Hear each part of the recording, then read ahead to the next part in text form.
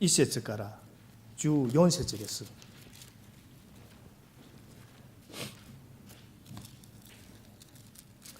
ルカの福音書3章1節から14節です。누가복음 3장 1절부터 14절입니다.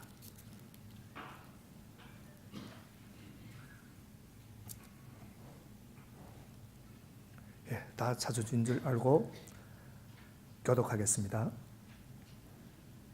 디베로 황제가 왕위에 오른 지 15째 해에 곧 빈디오 빌라도가 총독으로 유대를 통치하고 헤롯이 분봉왕으로 갈릴리를 다스리고 그의 동생 빌립이 분봉왕으로 이두레와 드라고니 지방을 다스리고 루사니아가 분봉왕으로 아빌레네를 다스리고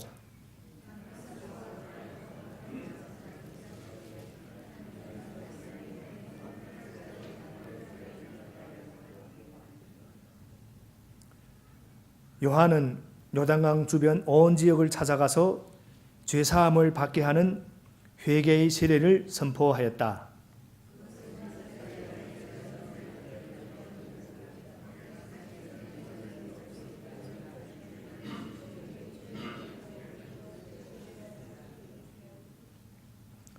모든 골짜기는 메우고 모든 산과 언덕은 평평하게 하고 굽은 것은 곧게 하고 험한 길은 평탄하게 해야 할 것이니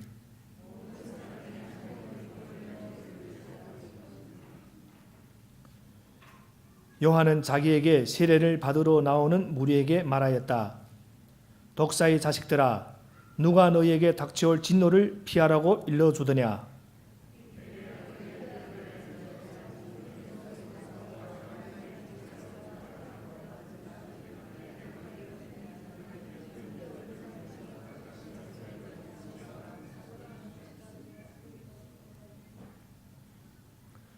도끼를 이미 나무 뿌리에 갖다 놓으셨다. 그러므로 좋은 열매를 맺지 않는 나무는 다 찍어서 불 속에 던지신다.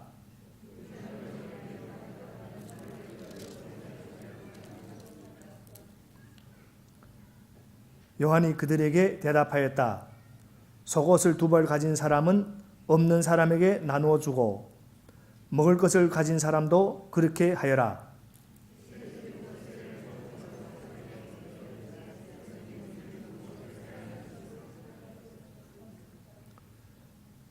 요한은 그들에게 대답하였다. 너희에게 정해준 것보다 더 받지 말아라. 또 군인들도 그에게 물었다. 그러면 우리들은 무엇을 해야 하겠습니까? 요한이 그들에게 대답하였다. 아무에게도 협박하여 억지로 빼앗거나 거짓 고소를 하여 빼앗거나 속여서 빼앗지 말고 너희 봉급으로 만족하게 여겨라. 아멘.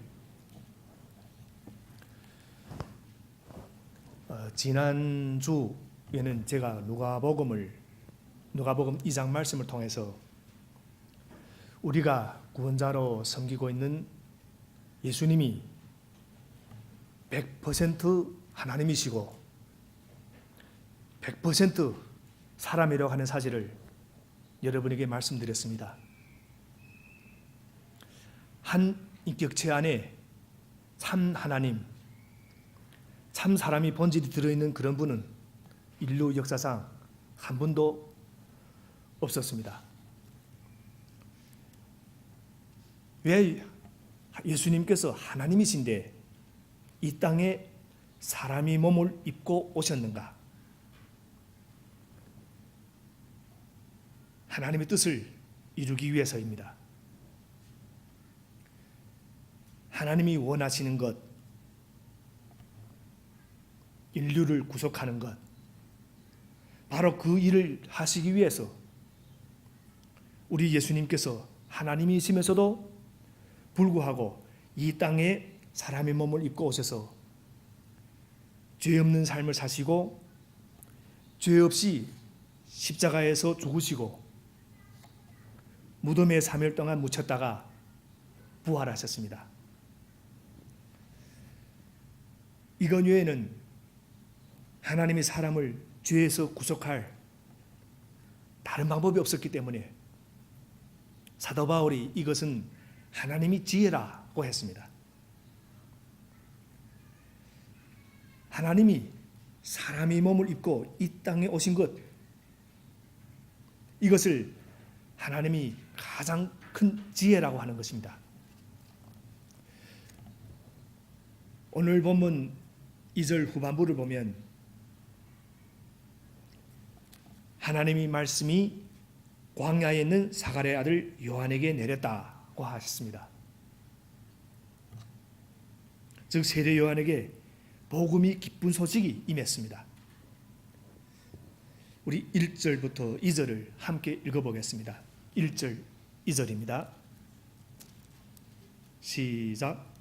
디베로 황제가 왕위에 오른 지 15째 해에 곧 본디오 빌라도가 총독으로 유대를 통치하고 헤롯이 분봉왕으로 갈릴리를 다스리고 그의 동생 빌립이 분봉왕으로 이두레와 드라고니 지방을 다스리고 루사니아가 분봉왕으로 아빌레네를 다스리고 안나스와 가야바가 대제사장으로 있을 때에 하나님의 말씀이 광야에 있는 사가랴 아들 요한에게 내렸다.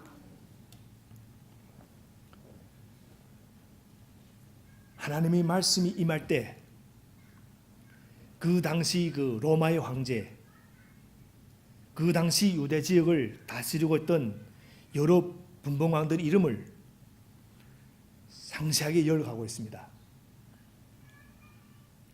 그럼 왜 이렇게 상세하게 그 당시 통치자들의 이름을 열거하고 있는 것입니까? 세례 요한에게 하나님의 말씀이 임한 사건과 그 당시 통치자들이 세상을 통치하고 있는 그것을 서로 대조하고 있는 것입니다. 여기서 무엇을 보여주는가?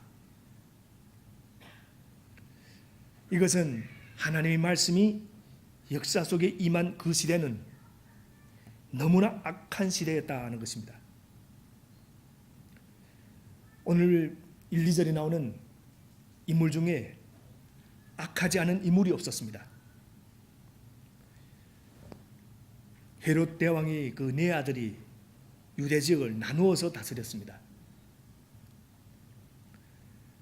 죄악으로 가득 차 있는 그 세상을 하나님이 포기하지 않으시고 말씀으로 세례 요한을 부르셔서 새로운 사역을 시작하셨다는 것입니다. 여러분, 우리 하나님은 이 세상이 아무리 악할지라도 포기하지 않으시는 분이십니다. 또 이 하나님의 말씀은 요한이 광야에 있을 때 임했습니다. 다시 말하면 하나님의 말씀이 임한 그 자리는 예루살렘 성전이 아니라 광야에 있는 요한에게 임했습니다. 하나님께서 이 어둡고 타락한 세상을 구원하시기 위해서 오랫동안 하나님이 한 사람을 준비하셨습니다. 4절부터 6절에 그 내용이 나옵니다. 우리 4절부터 6절을 함께 읽어보겠습니다. 시작. 그것은 이사야의 예언서에 적혀있는 그대로였다. 광야에서 외치는 이 소리가 있다. 너희는 주님의 길을 예배하고 그 길을 걷게 하여라.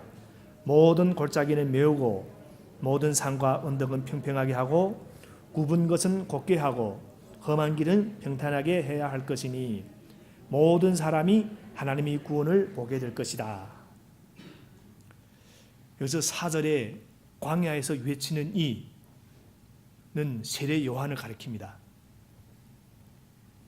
이사야 선지자가 약 700년 전에 이 사건을 예언하셨습니다. 그리고 이 수수께끼 같은 4절부터 6절의 말씀을 잘 이해하려면 팔레스틴의 그 지형을 먼저 좀 알아야 합니다. 팔레스틴에는 서부 그 해안을 제외하고는 평평한 땅이 거의 없습니다. 다 산이 아니면 골짜기.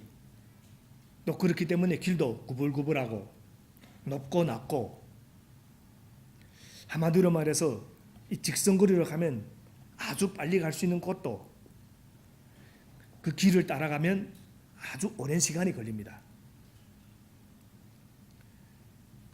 그래서 지금 그 세례 요한이 말하고 있는 것은 이 지형을 평탄하게 만들겠다 하는 것입니다. 산은 깎아버리고 골짜기는 메워버리고 구불구불해진 길은 곱게 펴고 그래서 쭉 뻗은 길을 내겠다 하는 것입니다. 누구를 위해서? 예수 그리스도를 위해서. 그럼 이 산지 지형이 상징하는 바가 무엇입니까? 모든 육체가 가진 마음을 가리키는 겁니다.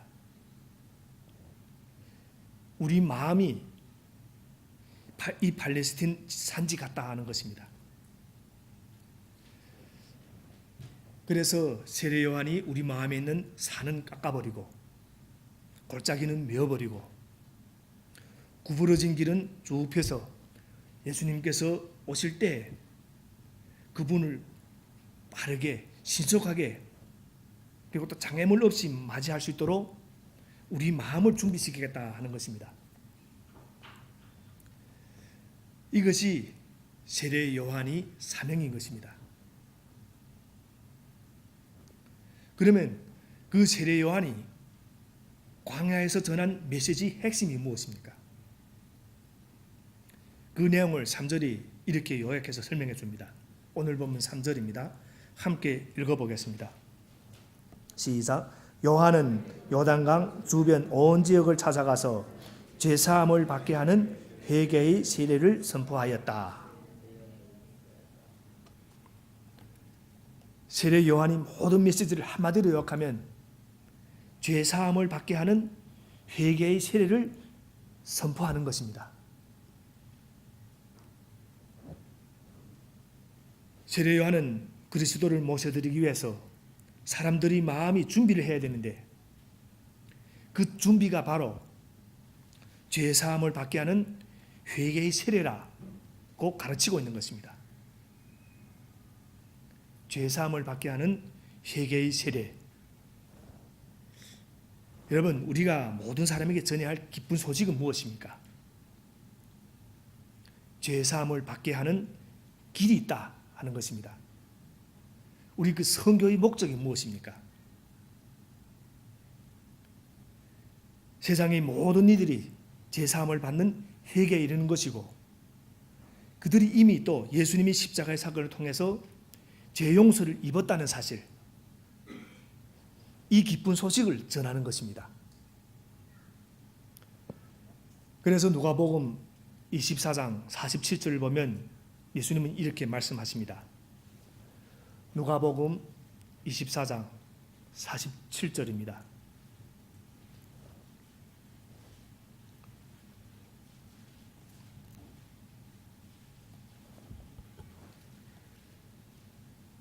그의 이름으로 죄사함을 받게 하는 회개가 모든 민족에게 전파될 것이다. 예루살렘에서부터 시작하여. 그럼 왜 세례 요한이 필요했겠습니까? 그 당시 유대인들은 스스로 회개할 필요가 없는 사람이라고 생각하게 했기 때문입니다. 그들은 이미 아브라함이 육신의 자손으로 태어났고 그 혈통만으로 그들은 이미 하나님의 백성이고 또 그들은 하나님의 자녀로 스스로 생각하고 있었다 하는 것입니다. 그 두꺼운 장벽을 무너뜨리는 역할로 이 세례 요한을 보냈다 하는 것입니다. 오늘 이 시대에도 수많은 사람들이 유대인들이 가졌던 그 생각처럼 죄사함을 받는 회개가 필요 없다고 생각하면서 살아가고 있습니다. 자신이 그 죄인됨을 인정하지 않는 사람들이 이 세상에 얼마나 많습니까? 다른 사람에게 해를 끼치지 않으면 나는 죄인이 아니라고 생각하는 사람이 얼마나 많습니까?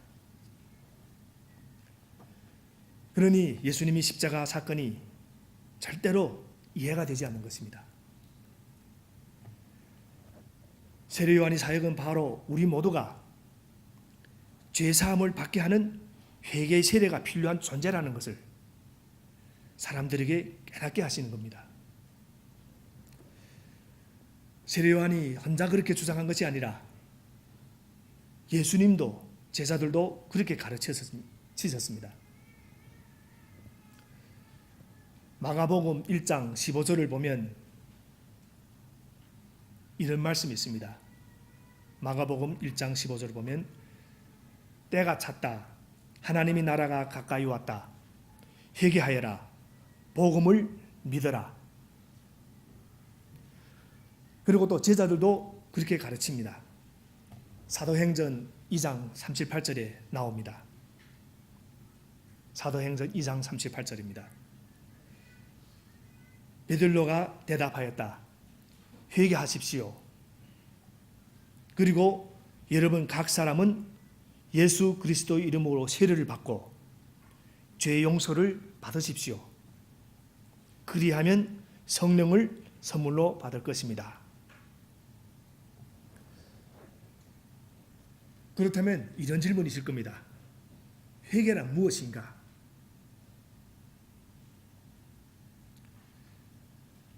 회개란 히브리어로 슈브라고 하는데 그 말 속에는 길을 바꾸다, 되돌아온다 하는 뜻이 있습니다. 사람이 그 마음속에 마음 중심에 있는 그 지혜에 대한 그 영적 자각으로 마음이 변화되고 생활을 돌이킨다는 그런 의미입니다. 그리고 또 신약에서는 회개를 그 헬라어로 메타노이어라고 하는데 그 마음이 변화, 돌이킨다 하는 뜻이 있습니다. 그러나 우리가 보통 회개라 하는 이 단어를 떠오르면 제일 먼저 떠오르는 그 이미지는 가슴을 치고 눈물을 흘리고 통에 자복하는 그런 이미지일 겁니다. 그것이 틀린 것은 아니지만 본질이라고 할 수는 없습니다. 그것은 회개 중에 일어나는 하나의 그 일종의 그 현상일 뿐입니다. 예를 들면 어떤 남자가 연인에게 프로포즈 할 때 그 남자의 진심을 그가 흘리는 그 눈물을 보고 믿으면 절대 안 됩니다. 잘못하면 인생이 골치 아파집니다. 왜냐하면 감성이 풍성한 사람은 드라마를 보면서도 눈물을 흘릴 수 있습니다. 그것이 진실한 회개의 증거가 아닙니다. 그럼 진실한 회개는 눈물을 얼마나 흘리느냐, 얼마나 가슴을 절절히 치느냐, 이것과는 별로 상관이 없습니다. 회개가 무엇인지 이 세례 요한의 출생을 예고했던 그 가브리엘 천사의 예언을 통해서 이 회개에 대해서 아주 잘 보여주는 그런 구절이 있습니다. 누가복음 1장 16절부터 17절에 있습니다. 우리 누가복음 1장 16절부터 17절은 함께 찾아서 함께 읽겠습니다.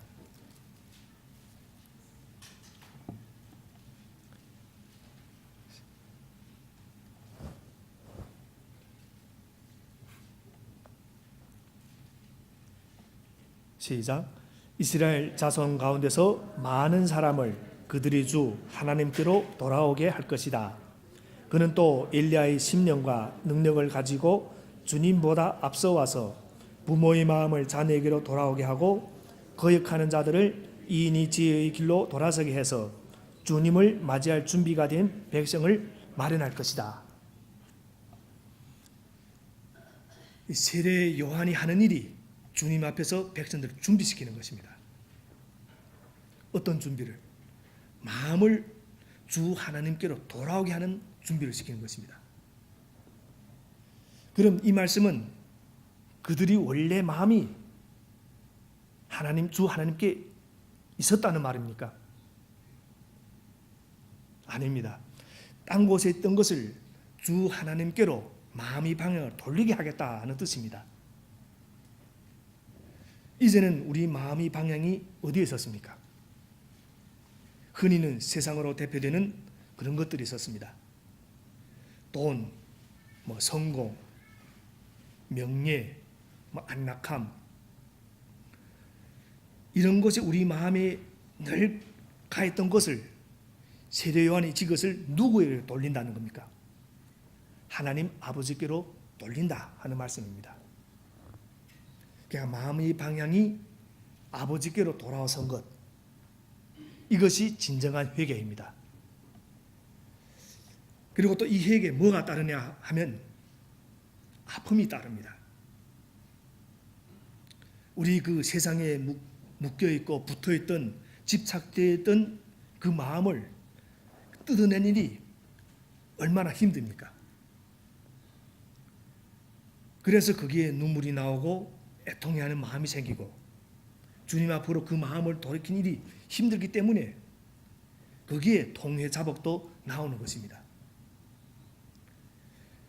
그래서 이 마음이 돌이킴이 있을 때 뭐가 준비됩니까?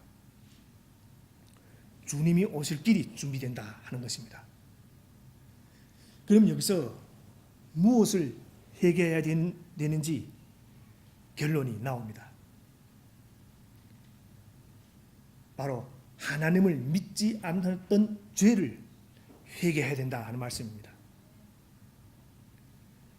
우리 인간이 가장 큰 죄가 뭐냐 하면 하나님이 아들 예수 그리스도를 믿지 않는 이 죄인 것입니다. 그럼 회개에 대해 간단히 알기 쉽게 정리할 수 있습니다. 회개란 지금까지 자기 중심으로 살아왔던 죄의 삶을 돌이켜 하나님 중심으로 그 방향을 완전히 바꾸어서 인생을 새롭게 사는 것이 회개인 것입니다. 자기 중심, 하나님 중심. 그런데 오늘 보면 이 요한이 수많은 사람들에게 제사함을 받게 하는 회개 세례를 선포할 때 세례 받으러 오는 사람들에게 독서를 퍼붓는 장면이 나옵니다. 지금 세례 요한이 무엇을 하고 있습니까? 세례 운동을 벌이고 있습니다. 세례를 주고 있는 겁니다. 그러면 세례를 받으러 오는 사람들을 어떻게 대해야 마땅합니까? 우리 상식으로는 아주 따뜻하게 웃으면서 잘 오셨습니다. 이게 우리 상식입니다. 이렇게 따뜻하게 맞아주어도 세례를 받을까 말까 하는데 세례요한은 자기에게 세례를 받으러 오는 사람들한테 무엇이라고 말합니까? 이 독사의 자식들아. 그러면서 주시는 말씀이 있습니다. 회개에 합당한 열매를 맺어라. 8절을 우리 함께 읽어보겠습니다. 8절입니다. 시작. 회개에 알맞는 열매를 맺어라. 너희는 속으로 아브라함은 우리 조상이다 하고 말하지 말아라. 내가 너희에게 말한다. 하나님께서는 이 돌들로도 아브라함의 자손을 만들 수 있다. 여기서 그 열매라는 단어가 중요합니다. 열매는 억지로 만들 수 있는 것이 아니고 씨가 심겨지고 생명이 있으면 자라나는 것이 열매입니다. 다시 말해서 맺어지는 것이 열매입니다. 그러니까 맺어야 한다가 아니라 맺어지는 것이 열매입니다. 그러므로 회개에 합당한 열매라 있는 것은 진정한 회개에 나타나는 모습들이라 하는 것입니다. 우리 보통 행함이 없는 믿음은 죽은 믿음인 것처럼 열매가 없는 회개는 죽은 회개라 하는 것입니다. 그래서 진정 회개는 곧 열매가 있는 회개입니다. 그럼 여기서 질문입니다. 어떤 열매가 나타나야 되는가? 열매는 열매인데 어떤 열매인가? 오늘 본문에서 세 가지를 말씀해 주십니다. 세 가지입니다. 첫째는 나눔의 열매가 나타난다. 10절부터 11절입니다. 우리 함께 읽어보겠습니다. 10절부터 11절입니다. 시작. 무리가 요한에게 물었다. 그러면 우리는 무엇을 해야 합니까? 요한이 그들에게 대답하였다. 속옷을 2벌 가진 사람은 없는 사람에게 나눠주고 먹을 것을 가진 사람도 그렇게 하여라. 나누어 주는 것, 이것이 회개의 열매입니다. 여러분, 그 복음이 온 세상에 전해짐에 따라서 있어서 나눔이 없이 복음이 전해진 적이 없습니다. 그런데 여기서 오해하지는 마십시오. 나눔이 있어야만 복음이 전해진다는 의미가 아니라 복음이 전해지는 모든 곳에는 나눔의 열매가 반드시 나타난다 하는 말씀입니다. 그러니까 부유한 사람만 통한 나눔이 있지 않았습니다. 조금이라도 더 있는 사람, 오늘 11절 말씀처럼 2벌이 있는 사람이 없는 사람에게 나눈다 하는 것입니다. 그러니까 수십 벌, 수백 벌 있는 사람이 나눈다는 것이 아니라 2벌 가진 자의 이 자발적 나눔의 역사가 회개와 동반해서 열매로 나타난다 하는 말씀입니다. 이것이 바로 죄 사함을 받게 하는 회개의 세례를 통한 삶의 열매인 것입니다. 두 번째는 정직의 열매입니다. 우리 12절부터 13절을 우리 함께 읽겠습니다. 12절, 13절입니다. 시작. 세리들도 세례를 받으러 와서 그에게 물었다. 선생님, 우리는 무엇을 해야 하겠습니까? 요한은 그들에게 대답하였다. 너에게 정해준 것보다 더 받지 말아라. 당시 그 세리들이 로마의 그 지배하에서 유대인도 더 많은 그 세금을 받아서 백성들을 착취했습니다. 여러분, 회개와 거짓은 절대로 함께 할 수 없습니다. 회개란 거짓을 토해내고 거짓을 내쫓는 것이기 때문입니다. 그래서 복음이 전해지는 곳마다 거짓이 떠나가고 정직한 사회로 변화되는 것, 그것이 바로 죄 사함을 받게 하는 회개를 통한 열매인 것입니다. 정직의 열매. 복음을 땅끝까지 증거하는 우리 고배동복의 모든 성도님들의 삶, 또한 정직의 삶으로 변화되어가는 그런 역사가 있게 되기를 주님의 이름으로 축원합니다.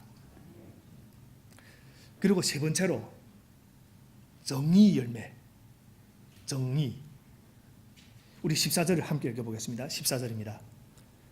시작. 또 군인들도 그에게 물었다. 그러면 우리들은 무엇을 해야 하겠습니까? 요한이 그들에게 대답하였다.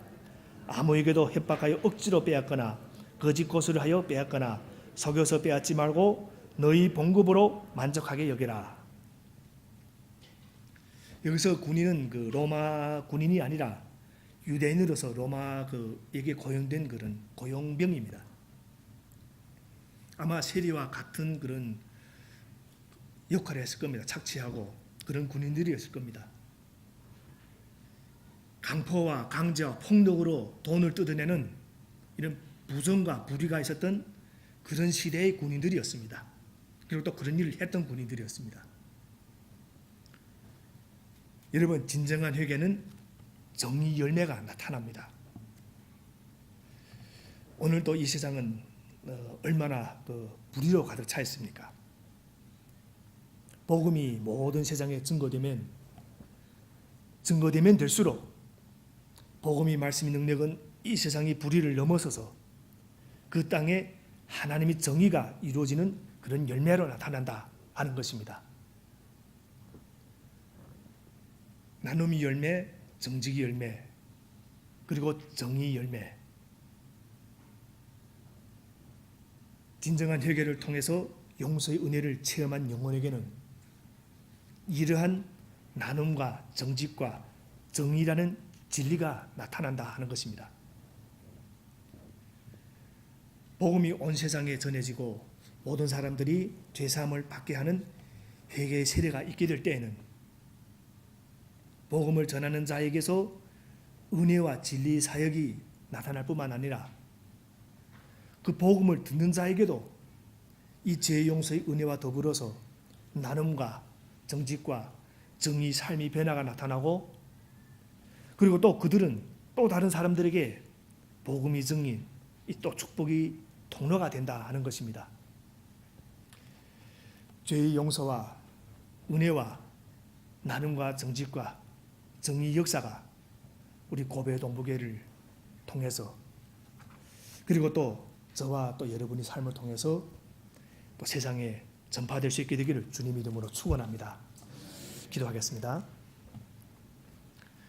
하나님 아버지, 광야의 세례 요한에게 임했던 죄사함을 받게 하는 회개의 세례를 베풀라,